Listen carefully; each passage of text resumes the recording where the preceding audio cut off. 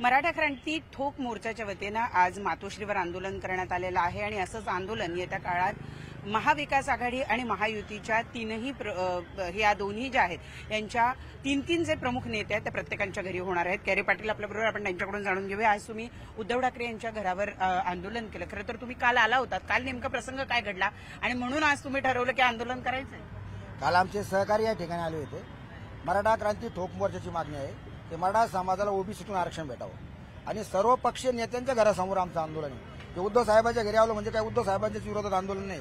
उद्धव साहेबांनी त्यांच्या पक्षाची भूमिका मराठा समाजाला ओबीसी मधून आरक्षण भेटावं म्हणून तुम्ही देणार आहात का पाठिंबा, ती आमची मागणी आहे। दुसरा विषय, उद्या शरद पवार साहेबांच्या घरासमोर आंदोलन आहे, त्याच्यानंतर नाना पटोले, देवेंद्र फडणवीस, अजितदादा या आंदोलनाचा शेवट हा एकनाथ शिंदे साहेबांच्या घरी आमच्या या ठिकाणी होणार आहे।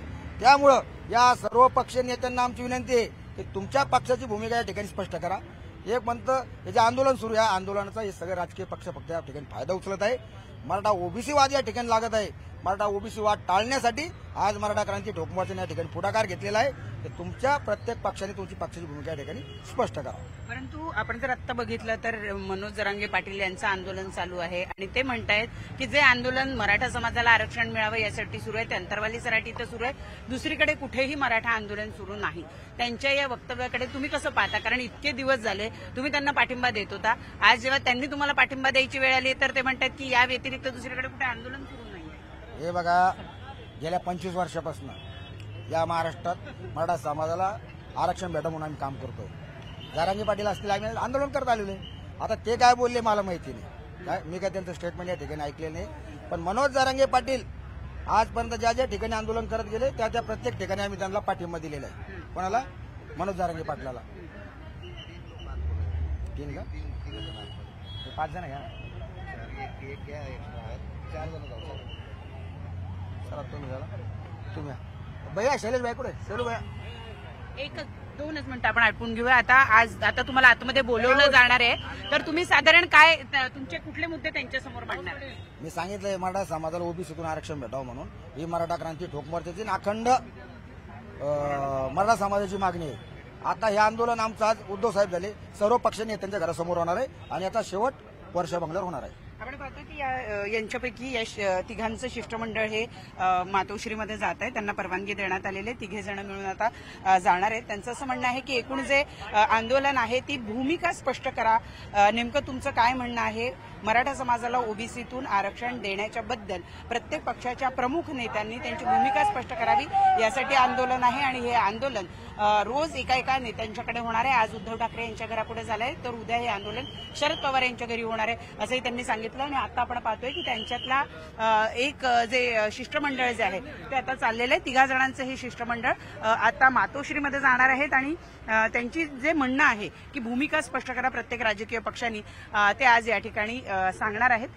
3 जणांचं शिष्टमंडळ, त्यांची मागणी आहे की 5 जणांना आतमध्ये जाऊ द्या, परंतु पोलिसांच्या वतीनं 3 जणांना आतमध्ये पाठवा अशा पद्धतीचं सांगण्यात आलेलं आहे। त्यामुळे आता आपण पाहतोय की हे काही जण जे आहेत ते मातोश्रीमध्ये जात आहेत, तिथून बाहेर आल्यानंतर त्यांच्या ज्या मागण्या होत्या त्या संदर्भात काय भूमिका घेतली गेली ते स्पष्ट होईल। तुर्तास आपण पाहतोय की जे आंदोलन आज मातोश्री बाहेर झालं त्या आंदोलनातला कुठेतरी यश आलं असं म्हणायला हरकत नाही, कारण एक शिष्टमंडळ आतमध्ये पाठवा असं पोलिसांनी त्यांच्यापर्यंत संदेश दिलाय आणि त्यानुसार हे 3 जण जे आहेत ते आता आतमध्ये जाऊन त्यांची जी काही मागणी आहे ती स्पष्ट करणार आहे। व्हिडिओ उमेश गोविलकरचा, प्रणाली कापसे, न्यूज 18 लोकमत, मुंबई।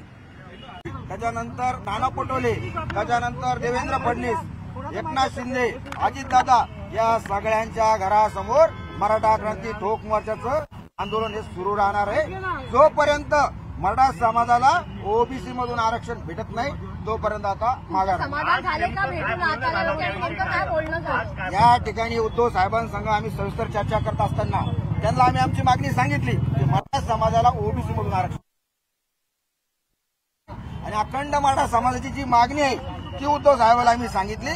त्यांनी आम्हाला या ठिकाणी सांगितलं की मराठा आरक्षणाला माझा या ठिकाणी पाठिंबा आहे, पण आता तो नियम ओबीसी मधून मराठा समाजाला आरक्षण भेटावं यासाठी पाठिंबा आहे का नाही त्यांनी मला सांगितलं। माझी भूमिका मी या ठिकाणी पत्रकार परिषद घेऊन या ठिकाणी जाहीर करणार आहे। तुम्ही समाधानी आहात का?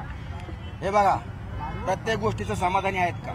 आता जवळपास अर्धा तास चर्चा झाल्यानंतर आता उद्धव ठाकरे साहेब सांगतील ना तुम्हाला मीडियाला काय का नाही. आमची जी भूमिका होती मराठा क्रांती ठोक मोर्चाची, का उद्धव साहेबाला आम्हाला या ठिकाणी निवेदन द्यायचं, मराठा समाजाला ओबीसीतून आरक्षण भेटावं म्हणून उद्धव साहेबांनी ते आमचं निवेदन या ठिकाणी स्वीकारलेलं आहे. आता ते त्यांची भूमिका तुमच्या समोर स्पष्ट करतील. पण मराठा क्रांती ठोक मोर्चाचं आंदोलन हे जोपर्यंत मराठा समाजाला आरक्षण भेटत नाही तोपर्यंत सुरू राहणार. आमच्या 350 बांधवांचं बलिदान या ठिकाणी आम्ही व्यर्थ जाऊ देणार नाही. जोपर्यंत मराठा समाजाला ओबीसी मधून आरक्षण भेटत नाही तोपर्यंत आंदोलन हे. बैठकीसाठी कोण कोण होतं आतमध्ये उपस्थित? बैठकीसाठी या राज्याचे विरोधी पक्षनेते अंबादास दानवे साहेब होते, अनिल परब साहेब होते, मिलिंद नार्वेकर साहेब होते. हे 4-5 नेते त्यांच्या या ठिकाणी बैठकीला हजर होते. उद्धव साहेबांनी आम्हाला या ठिकाणी सांगितलं, माझी जी पक्षाची जी काही भूमिका आहे ही अखंड महाराष्ट्राला थोड्याच वेळात आपल्या सगळ्यांच्या पत्रकार परिषदेच्या माध्यमातून कळल, जेणेकरून मराठा समाजाला पण ते कळन का उद्धव साहेबांची मागणी काय आहे. ते आमची मागणी एकच आहे, मराठा समाजाला. तुमच्या आंदोलनाचं बीजेपीचं आंदोलन आहे असं देखील आता काय टीका होऊ लागले. अहो, आत्ताच मी थोड्या वेळ पहिले सांगितलं तुम्हाला, या राज्याचे मुख्यमंत्री भाजपचे देवेंद्र फडणवीस, अजितदादा यांच्या सगळ्यांच्या घरासमोर आमचं आंदोलन होणार आहे. आणि माझ्यावर आरोप कोण करतंय, हे भाजपचं आंदोलन म्हणून हे राज्य करते. अरे या ठिकाणी माझ्या 350 बांधवांनी जे बलिदान दिलंय त्यांच्या न्याय हक्कासाठी आलोय. मराठा समाजाला आरक्षण भेटा म्हणून या ठिकाणी आलेलो आहे. तर मला आमदारकी खासदारकी पाहिजे म्हणून या ठिकाणी आलेलो मी. थँक्यू.